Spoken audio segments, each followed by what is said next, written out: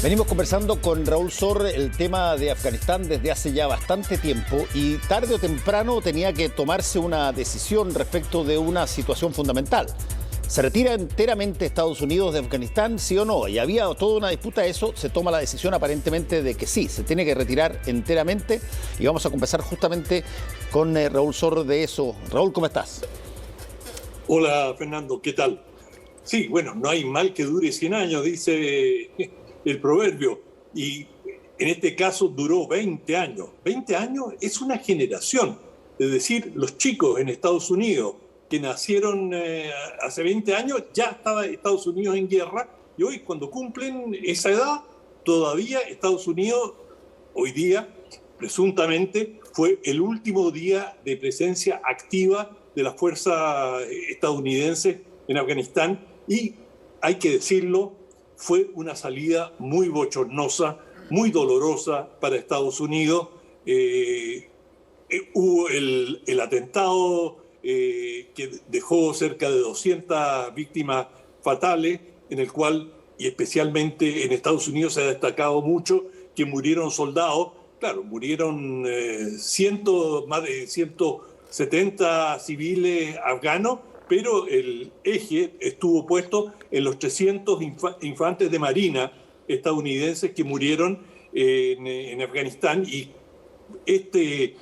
la ceremonia, el entierro de estos soldados estadounidenses fue el presidente Joe Biden. Es decir, han recibido un gran reconocimiento simbólico de todas las pérdidas que tuvo Estados Unidos, pero hay muy poco reconocimiento de las decenas de miles de personas, de civiles afganos que perecieron en este conflicto. Y por cierto, también soldados afganos que combatieron junto a Estados Unidos.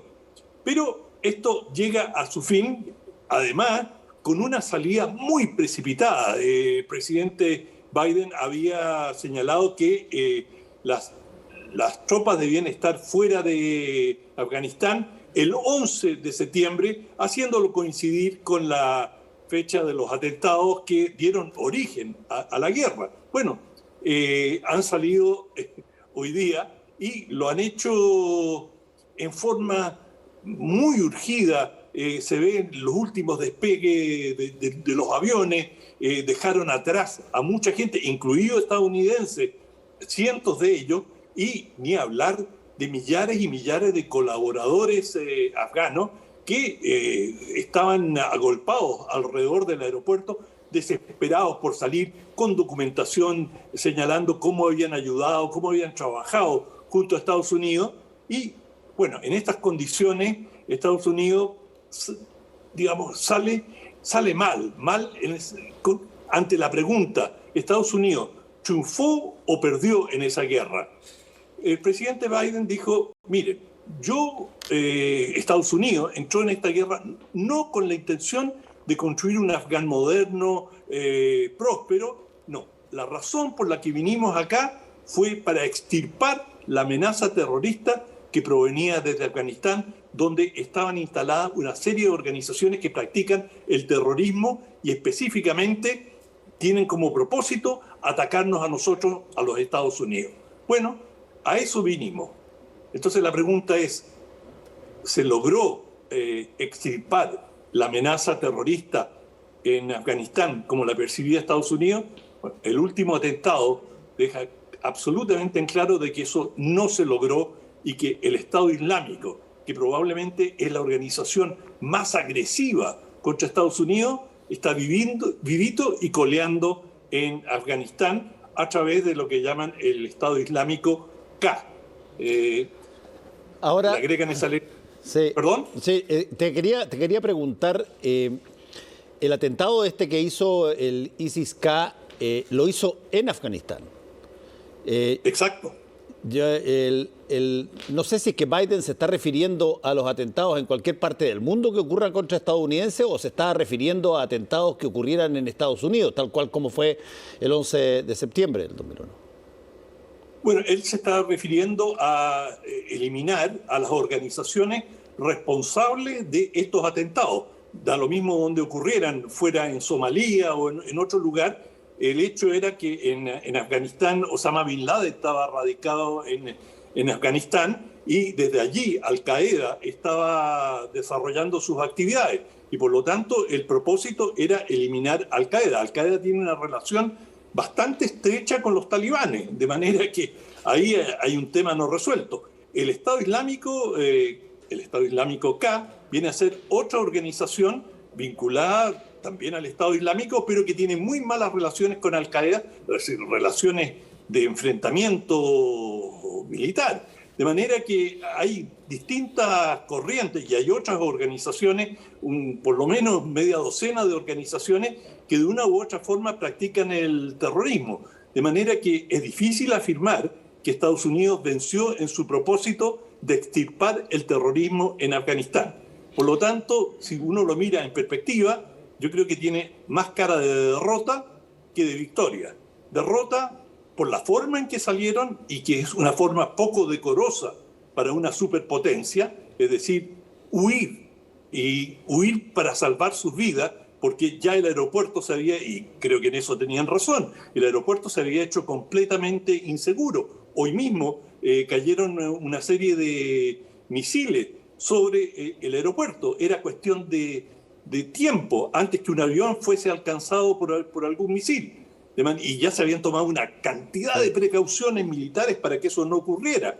De manera que la situación era cada vez más difícil para Estados Unidos y esto ha demostrado en forma absoluta la precariedad de la situación en que ellos se encontraban allí. Ahora, sí. De manera que tiene poco para festejar.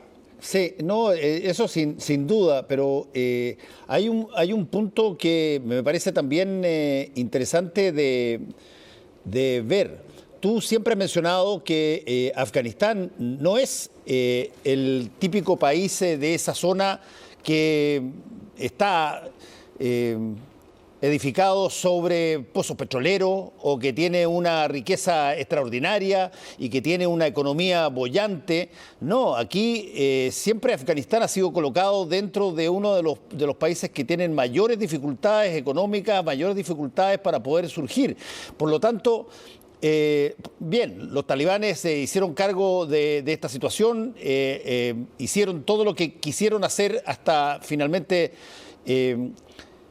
tomar el poder, pero sigue Afganistán teniendo esas necesidades urgentes que otros países de alrededor las tienen total y absolutamente superadas y Afganistán no las tiene superadas. Y por lo tanto, el germen de lo que es la desesperación económica eventualmente va a continuar ahí. Tú tienes toda la razón. Y algo más. Normalmente los militares intervienen cuando la diplomacia es incapaz de resolver los problemas. Entonces, bueno, si no podemos entendernos hablando, tenemos que pasar a la fuerza. Y ese es el momento en que intervienen los ejércitos. En este caso, el ejército fracasa y hoy día Estados Unidos dice, bueno, vamos a mandar a nuestros diplomáticos.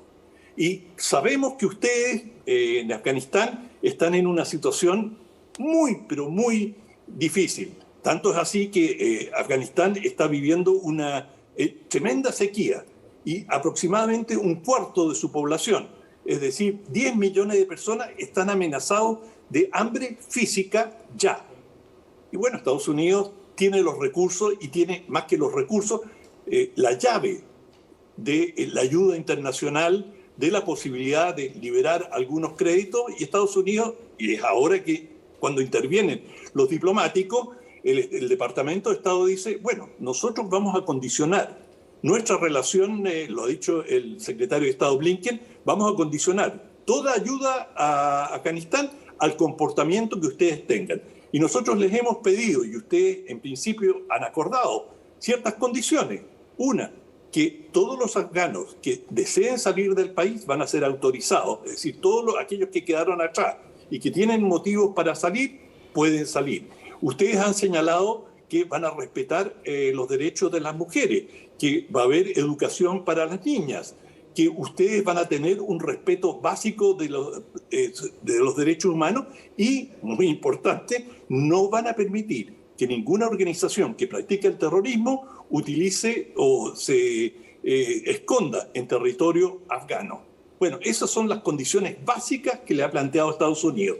Y la recompensa, si ustedes cumplen con estas condiciones, es que podemos gradualmente ir liberando algunos recursos y facilitando la vida económica de Afganistán, y lo que permitirá, en definitiva, que el gobierno de los talibanes pueda asentarse en una situación en que en un país donde hay una diversidad étnica muy importante y donde las diferencias se desarrollan a una velocidad vertiginosa, de manera que la fortaleza militar que tienen hoy los talibanes, nadie se las garantiza en 5 años más si no son capaces de resolver los problemas sociales en un pueblo en que un porcentaje muy alto de la población está armado y sabe pelear y tiene una historia, una formación de lucha.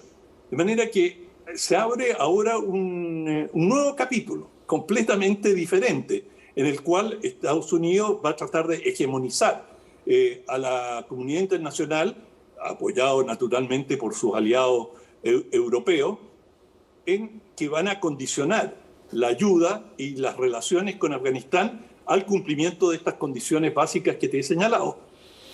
Sí, es bien interesante el fenómeno, además de la brutalidad de lo que ha pasado, digamos, pero el fenómeno de estos países que a todas luces, comparados con las potencias que combaten, bueno, uno diría de antemano no tienen ni una posibilidad.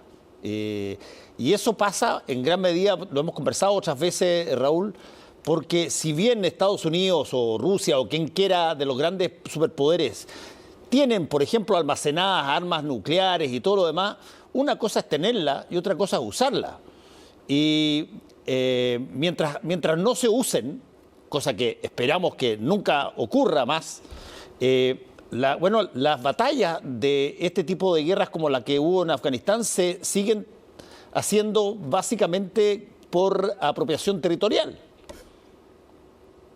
Sí, y fíjate que esto es una lección bien importante durante la guerra de Irak, especialmente la segunda. Se dijo que probablemente las guerras del futuro se iban a librar a través de la fuerza aérea, es decir, que el dominio, la supremacía aérea iba a ser absolutamente el arma decisiva. En cierta forma fue así en la guerra contra la ex Yugoslavia, contra Serbia, y en que un bombardeo sostenido por parte de la OTAN terminó doblegando a los serbios, que tuvieron que aceptar las condiciones que se les imponían. Pero se ha visto en conflictos posteriores, especialmente contra fuerzas irregulares, como son los talibanes, que no hay manera de ganar solamente desde el aire. Y fíjate, hoy, este último incidente, que es muy trágico, de un dron que dispara un misil y donde Estados Unidos alega que era un vehículo que traía explosivos y que se dirigía al aeropuerto, y murieron en ese incidente 10 personas, todos miembros de la misma familia.